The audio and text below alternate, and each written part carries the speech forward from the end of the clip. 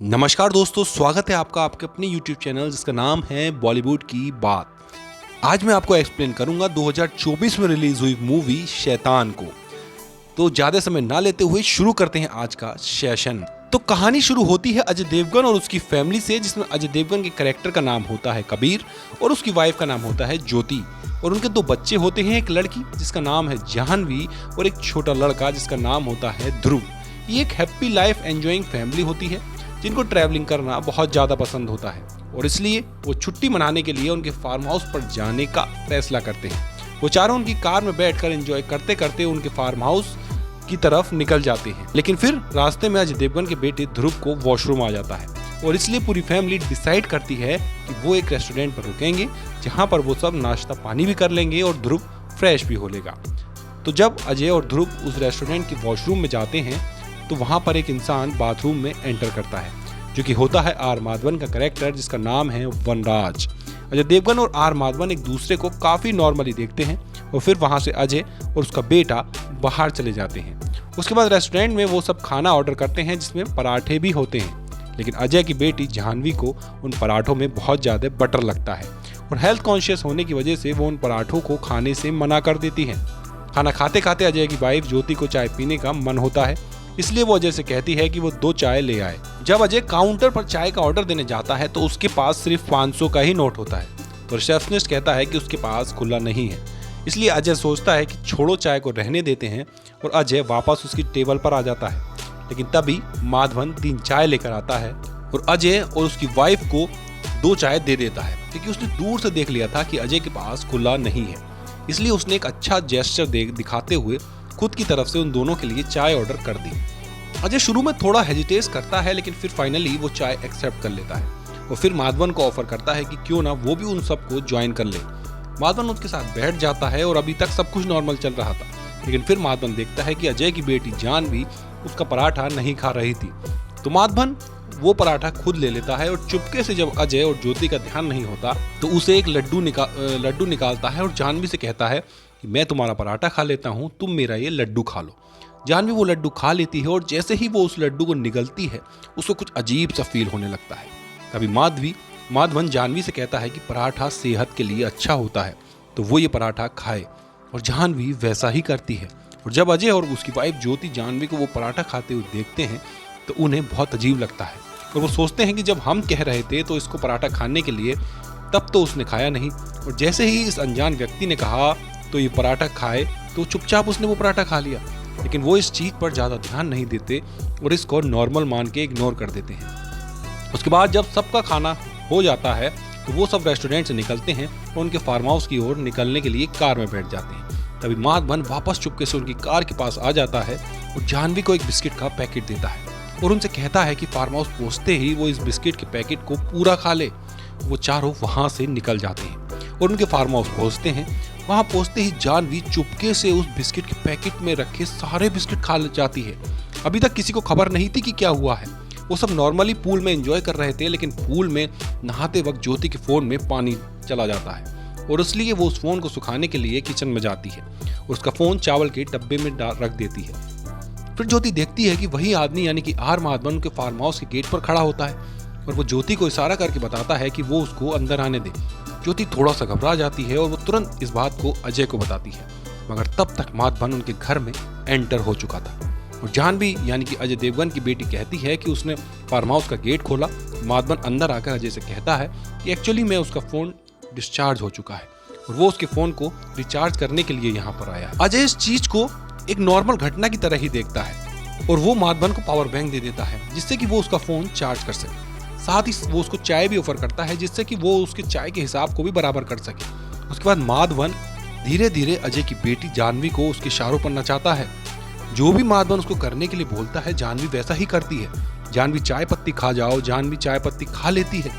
जाह्नवी ध्रुव का सर फोड़ दो तो जाह्नवी ध्रुव का सर भी फोड़ देती है। जाह्नवी अजय को थप्पड़ मार दो, जाह्नवी अजय को थप्पड़ भी मार देती है। और यह सब देखकर अजय और ज्योति बहुत ज्यादा डर जाते हैं। अजय उसके बाद माधवन को हाथ पकड़कर उसके घर से निकल जाने के लिए बोलता है, लेकिन माधवन जाह्नवी से कहता है कि वो उसके फादर को ऐसा करने से रोके, और जाह्नवी अजय को रोक देती है। धीरे धीरे अजय और ज्योति को समझ आने लगा था यहाँ पर क्या हो रहा है।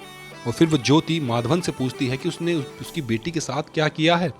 वो बताता है कि उसने उसकी बेटी को वश में कर लिया है, यानी कि वशीकरण।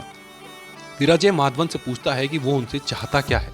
वो माधवन कहता है कि वो उनकी बेटी चाहता है, वो उनकी बेटी को खुशी खुशी हमेशा के लिए दान कर दे। लेकिन ऑफ कोर्स अजय और ज्योति ऐसा करने के लिए मना कर देते हैं। इसलिए उन्हें और भी ज्यादा डराने के लिए माधवन जानवी से कहता है कि वो उसके छोटे भाई ध्रुव को चाकू मार दे, और जानवी वैसा करने के लिए जाती है। अजय और ज्योति जानवी को रोकने की पूरी कोशिश करते हैं, लेकिन उसके बावजूद जानवी ध्रुव को छत से नीचे गिराने में कामयाब हो जाती है। ये देखते हुए अजय और ज्योति हार मान लेते हैं और फाइनली वो बोल देते हैं कि जानवी को दान करते हैं। इसके बाद माधवन जानवी को लेकर उनके फार्म हाउस चला जाता है और फिर अजय ध्रुव को ज्योति के साथ कार में हॉस्पिटल भेज देता है। और वो खुद तुरंत एक साइकिल उठाकर उसके सर्वेंट के पास जाता है, क्योंकि उसे एक मोबाइल की जरूरत थी। तो बेसिकली अजय जब माधवन से रेस्टोरेंट में मिला था तो उसने माधवन के फोन का जो पासवर्ड था वो देख लिया था, और जब माधवन उसके फार्म हाउस पर था तब उसने चुपके से माधवन के फोन को अनलॉक किया और उसके फोन की लोकेशन ऑन कर दी। अब जैसे ही अजय उसके सर्वेंट के पास पहुंचता है तो वो उसके मोबाइल में माधवन के फोन की लोकेशन को ट्रेस करता है और वो उसके ही सर्वेंट की गाड़ी उठाकर उस लोकेशन को फॉलो करने लगता है। लोकेशन फॉलो करते करते अजय एक जंगल में पहुंच जाता है, जहां पर कुछ महिलाएं उस पर अटैक कर देती हैं, लेकिन अजय जैसे तैसे उन्हें हराता है और उस लोकेशन के और भी ज्यादा करीब पहुंचने लगता है। और फिर अजय देखता है कि माधवन ने ढेर सारी 108 लड़कियों को अपने वश में कर रखा है और वो ये काम बहुत समय से कर रहा होता है। वहां पहुंचकर अजय समझ जाता है कि वो इन 108 लड़कियों की बलि चढ़ाने वाला है। तभी एक लड़की अजय पर पीछे से अटैक कर देती है और अजय गिर जाता है। फिर माधवन अजय को उसके पास बुलाता है और उसके कदमों के नीचे रखता है और सभी लड़कियों को इंस्ट्रक्शन देता है कि अगर अजय ने उसके काम में कोई भी दखलंदाजी की तो वो सब लड़कियां उसको कच्चा खा जाएं। फिर माधवन उसका प्रोसेस जारी रखता है और तभी अजय एक मशाल उठाकर माधवन के पैर पर मार देता है, जिसकी वजह से माधवन नीचे झुक जाता है और अजय माधवन के गले में टंगे एक ब्लेड से उसकी जुबान काट देता है। अब क्योंकि माधवन की जुबान कट गई थी तो वो कुछ भी बोल नहीं सकता था और अजय यही चाहता था जिससे कि अब वो कोई भी इंस्ट्रक्शन इन लड़कियों को ना दे सके। लेकिन माधवन ने पहले ही उन सभी लड़कियों से बोल दिया था कि अगर अजय कुछ भी दखलंदाजी करे तो वो सब लड़कियां अजय को कच्चा खा जाएं, और इसलिए वो सभी लड़कियां वैसा करती हैं। तो सभी लड़कियां अजय को घेर लेती हैं, मगर तभी अजय एक रिकॉर्डिंग प्ले करता है जिसमें माधवन की प्री रिकॉर्डेड आवाज़ होती है, जिससे वो कह रहा होता है कि तुम पहले की तरह हंसो, पहले की तरह मुस्कुराओ और मैं तुम्हें आज़ाद करता हूँ। तो ये रिकॉर्डिंग भी अजय ने तब रिकॉर्ड की थी जब माधवन उसके घर पे था। ये रिकॉर्डिंग सुनते ही सारी लड़कियां वापस से नॉर्मल स्टेट में आ जाती हैं और अजय उसकी बेटी के साथ दूसरी 107 लड़कियों को भी बचा लेता है। इसके बाद वो सब लोग हॉस्पिटल जाते हैं इलाज करवाने के लिए। यहाँ पर पुलिस अजय से कहती है कि उसने बहुत बढ़िया काम किया है। उसके पास बहुत रिपोर्ट थी लड़कियों के गुमशुदा होने की, जो कि आज अजय की वजह से सोल्व हुई। लेकिन अब बारी अजय की होती है बदला लेने की। वो पुलिस को सारी बातें बता देता, लेकिन यह नहीं बताता कि माधवन कहाँ पर है, बल्कि वो पुलिस से ही कहता है कि उसको जल्दी से जल्दी ढूंढकर कड़ी से कड़ी सजा होनी चाहिए। फिर हमें बताया जाता है कि अजय ने माधवन को उसी जंगल में अंडरग्राउंड कैद कर रखा है। यहाँ पर वो उसको हर रोज सजा देता है। अजय उसको खाने के लिए सिर्फ मरे हुए जानवर देता है और चाय पत्ती भी, क्योंकि इसी चाय पत्ती से उसने उसकी बेटी को टॉर्चर किया था। और वो उसके सामने हर रोज एक ताजा केला भी छोड़ देता है, जिससे कि वो उसको खाने के लिए तड़पे। तो माधवन सिर्फ उसकी गूंगी आवाज से कबीर की मदद और माफी की भीख मांगता हुआ दिखाया जाता है। मूवी देखते हुए लास्ट में ये पॉसिबिलिटी लगती है कि इसका सीक्वल भी आएगा, क्योंकि जिस तरह से मूवी बॉक्स ऑफिस पर अच्छी कमाई कर रही है और दर्शकों का इसको अच्छा रेस्पॉन्स मिल रहा है, तो डेफिनेटली इसका रीमेक आएगा, जिसमें मुझे लगता है कि इसमें माधवन के अजय की कस्टडी से एस्केप होने की कहानी, और माधवन क्योंकि वो वशीकरण जानता है वो अजय से बदला लेगा। बाकी इस मूवी की सीख यही है कि भैया रास्ते में, जैसा कि पहले हमारे बुजुर्ग और घर वाले कहते आए कि किसी दूसरे का अनजान व्यक्ति का दिया हुआ कुछ मत खाना, तो वो इस फिल्म में दिखाया गया है। और बेसिकली हमें खाना भी नहीं चाहिए ट्रेन वगैरह में, इसलिए बड़े बुजुर्ग बोलते हैं कि किसी का दिया हुआ नहीं खाना चाहिए। जानवी ने खाया और देख लो वो वश में हो गई। बाकी आपको मेरा एक्सप्लेनेशन इस मूवी के रिगार्डिंग कैसा लगा, कमेंट बॉक्स में अपनी राय मुझे ज़रूर दें। अगर अच्छा लगा हो तो प्लीज़ लाइक कर दें, और अगर अच्छा नहीं लगा हो तो आप अपना प्रतिक्रिया डिसलाइक के तौर पर मुझे दे सकते हैं। बाकी सेशन पे अगर आप नए जुड़ रहे हों तो चैनल मेरा सब्सक्राइब कर लें और बेल आइकन प्रेस कर लें, ताकि बॉलीवुड से जुड़ा बेहतरीन कंटेंट और इस तरह की नई मूवी के एक्सप्लेनेशन आपको समय रहते मिलते रहें। बाकी स्वस्थ रहें, मस्त रहें, अपना ध्यान रखें। इसी कामना के साथ आपसे विदा लेता हूँ। जय हिंद, जय भारत।